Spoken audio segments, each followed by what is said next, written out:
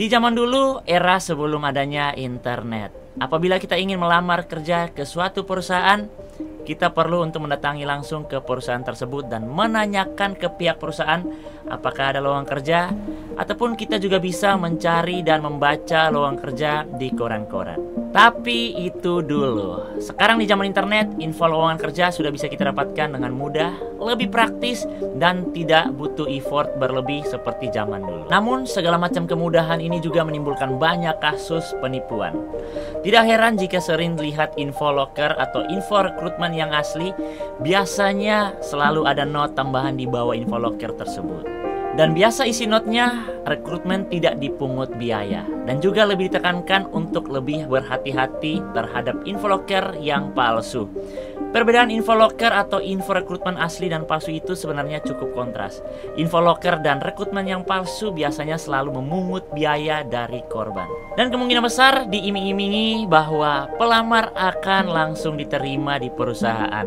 Tanpa harus melewati proses yang panjang, biasanya step-step ini yang membuat para korban gampang termakan aksi penipuan ini. Yang masih hangat di perbincangan, ada kasus penipuan rekrutmen Polri, di mana pelaku telah menipu sebanyak 24 korban warga sipil yang bermaksud memasukkan anaknya menjadi anggota Polri.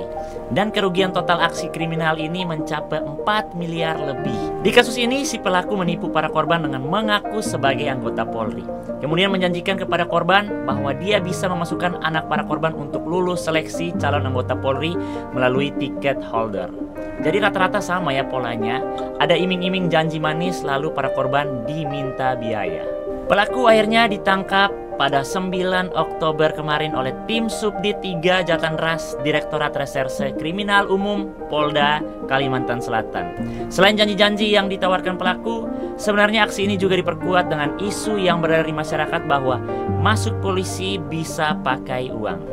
Tentu saja isu miring ini ingin langsung ditepis oleh kepolisian kita. Salah satunya yang lewat pengungkapan kasus ini dan kasus-kasus sebelumnya seputar perekrutan calon anggota Polri.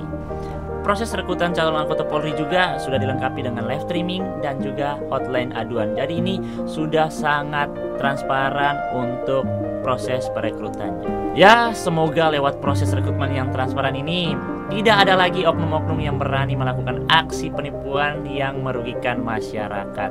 Kita sebagai masyarakat juga perlu lebih waspada terhadap kasus-kasus penipuan seperti ini. Intinya aksi penipuan rekrutmen ini memiliki pola yang sama, yaitu korban diiming-imingi bisa lolos tahap seleksi dengan mudah oleh pelaku dan dengan syarat harus menyiapkan dana sedemikian banyak.